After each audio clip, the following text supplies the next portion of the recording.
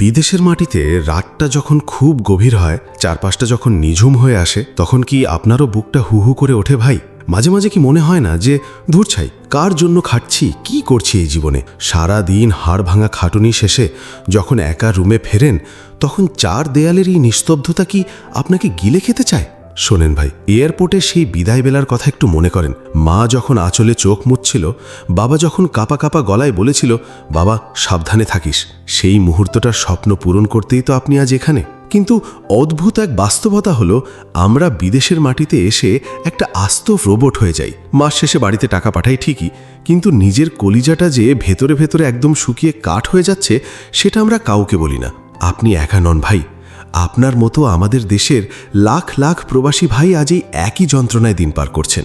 আজ কোনো গাল ভরা লেকচার দেব না, জাস্ট আপনার বন্ধুর মতো কিছু কথা বলবো, যা আপনার এই একাকিত্ব আর মনের ভেতরে জমাট বাঁধা মেঘ কাটিয়ে নতুন করে বাঁচার শক্তি দেবে। চলুন একটু মন খুলে আড্ডা দেওয়া যাক। আসলে আমগো মতো সাধারণ মানুষের জীবনটা এক অদ্ভুত সংগ্রামের গল্প। আমরা যখন দেশ ছাড়ি, তখন আমাদের ব্যাগে শুধু কয়েকটা কাপড় থাকে না, থাকে এক বিশাল বড় স্বপ্নের বোঝা। কিন্তু পরবাসে আসার পর সেই স্বপ্নগুলো ধীরে ধীরে ঝাপসা হয়ে যায়, যখন আমরা প্রতিদিনের সেই একই একঘেয়ে রুটিনে আটকা পড়ে যাই। প্রতিদিন সকালে সেই কর্কশ অ্যালার্মের শব্দে ঘুম ভাঙা, তাড়াহুড়ো করে কাজে দৌড়নো, বসের একটু আড্ডু বকা খাওয়া, আর দিন শেষে ওই ক্লান্ত শরীর নিয়ে রুমে ফিরে আসা। এই চক্র আমাদের ভেতর থেকে জ্যান্ত মানুষটাকে মেরে ফেলে। একেই আমরা বলি একঘেয়েমির বিষ। এই বিষ থেকে বেরোতে হলে আমাদের আগে বুঝতে হবে আমগো মনটা কিভাবে কাজ করে। শোনেন ভাই, আমাদের মন যখন নতুন কোনো আনন্দ পায় না, তখন সে ধীরে ধীরে ঝিমিয়ে পড়ে। তাই আপনাকে আপনার দিনটাকে ছোট ছোট কিছু খুশিতে সাজিয়ে নিতে হবে। যেমন ধরেন, সকালে ঘুম থেকে উঠে আলসেমি না করে নিজের বিছানাকে একটু টানটান করে গুছিয়ে ফেললেন। কাজটা খুব ছোট মনে হতে পারে, কিন্তু আয়নায় যখন দেখবেন রুমটা টিপটপ লাগছে, আপনার অবচেতন মনে একটা জয়ের আনন্দ কাজ করবে। ডিউটি শেষে রুমে ফিরে আধ ঘন্টা নিজের পছন্দের কিছু করেন।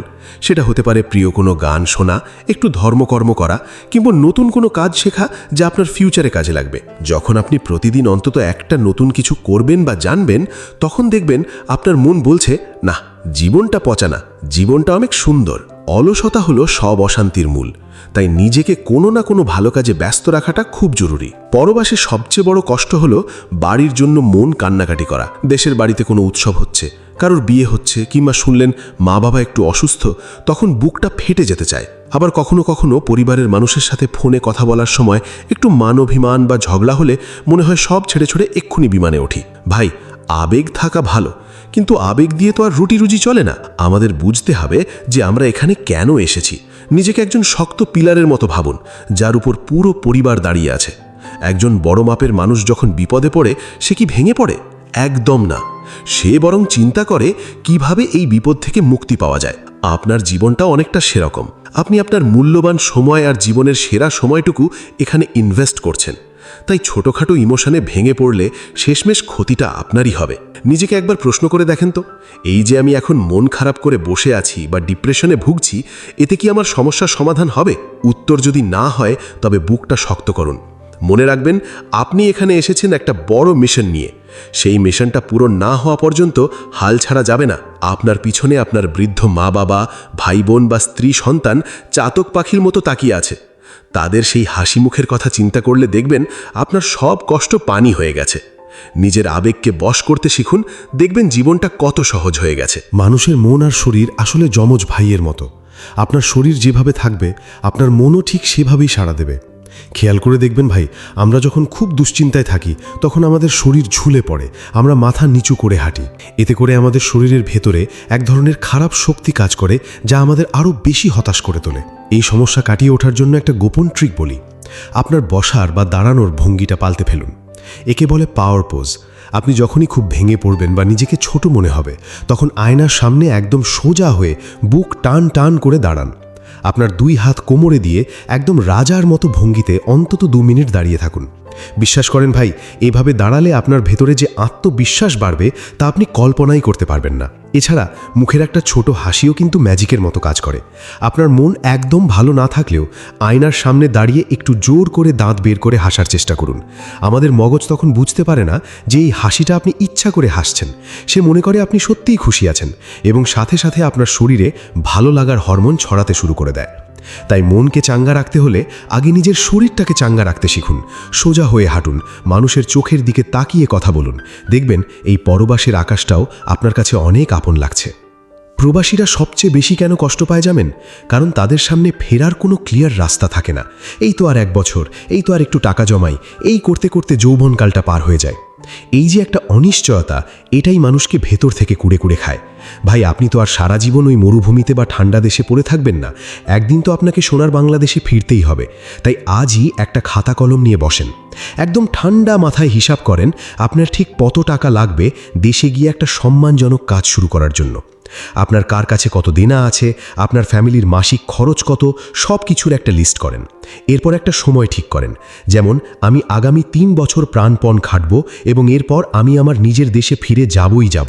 যখন আপনার সামনে একটা পরিষ্কার লক্ষ্য থাকবে, তখন পরবাসের এই তপ্ত দুপুর আর কনকনে শীতের কষ্ট আপনার গায়ে লাগবে না। আপনার মনে হবে আমি তো আমার স্বাধীনতার জন্য লড়াই করছি। শুধু টাকা জমিয়ে ব্যাংকে ফেলে রাখবেন না ভাই, সেই টাকাকে কাজে লাগাতে শিখুন। দেশে ছোটোখাটো কোনো আয়ের উৎস তৈরি করার চেষ্টা করেন, যাতে দেশে ফেরার পর আপনাকে আর মানুষের কাছে হাত পাততে না হয়। ভবিষ্যৎ যখন আপনি নিজের চোখে দেখতে পাবেন, তখন বর্তমানের সব ডিপ্রেশন তুড়ি মেরে উড়িয়ে দিতে পারবেন। একাকিত্ব কাটাতে আমরা সবচেয়ে বড় যে ভুলটা করি, তা হলো ওই অভিশপ্ত ফোনের স্ক্রিনে সারাদিন আঙুল ঘষা। ফেসবুক, টিকটক বা ইউটিউবে আমরা অন্যের সাজানো গোছানো জীবন দেখি আর নিজের জীবনের সাথে তুলনা করে তিল তিল করে কষ্ট পাই। মনে রাখবেন ভাই, ইন্টারনেটে মানুষ যা দেখায় তার বেশিরভাগই মেকি।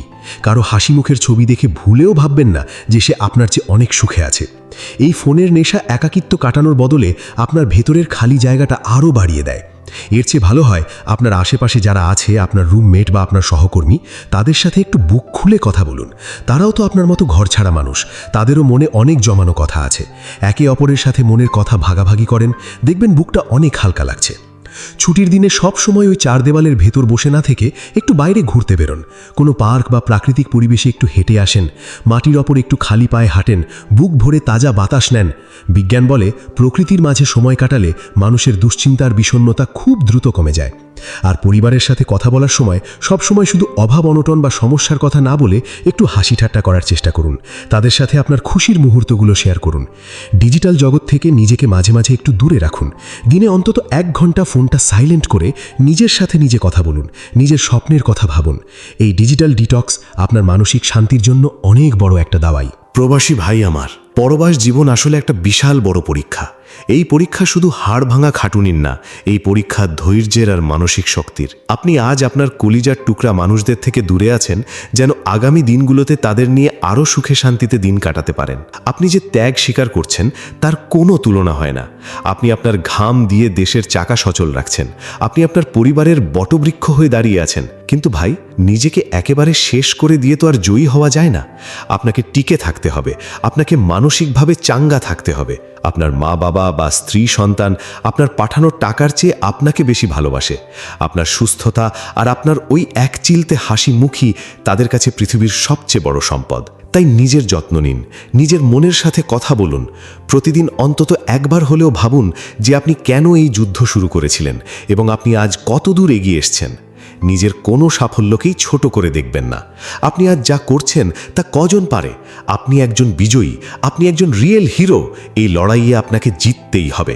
একাকিত্ব বা ডিপ্রেশন যেন আপনার আকাশ ছোঁয়া স্বপ্নের পথে দেয়াল হয়ে না দাঁড়ায়।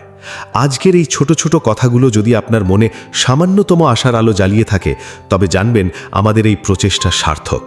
আমরা সবসময় চাই আপনি ভালো থাকুন, আপনার প্রতিটি দিন যেন শান্তিতে কাটে। নিজের ওপর বিশ্বাস হারাবেন না, উপরওয়ালার ওপর ভরসা রাখুন। সময় সবসময় একরকম যায় না। আপনার এই কষ্টের দিনগুলো একদিন শেষ হবে এবং আপনি বীরের বেশে নিজের আপনজনদের বুকে ফিরে যাবেন। আমাদের এই আলাপ আলোচনা যদি আপনার একটুও উপকারে আসে, তবে আপনিও আমাদের এই যাত্রায় সাথী হতে পারেন। ভিডিওটি ভালো লাগলে একটা লাইক দেবেন এবং আপনার অন্য প্রবাসী ভাইদের কাছে এটি পাঠিয়ে দেবেন, যাতে তারাও একটু সাহস পায়। আপনার একটা শেয়ার হয়তো কোনো এক প্রবাসী ভাইয়ের অন্ধকার ঘরে একটু আলোর মশাল হয়ে জ্বলবে। আর আমাদের এই কাজগুলো যদি আপনার মনে ধরে, তবে আমাদের এই ছোট পরিবারের সদস্য হতে ভুলবেন না।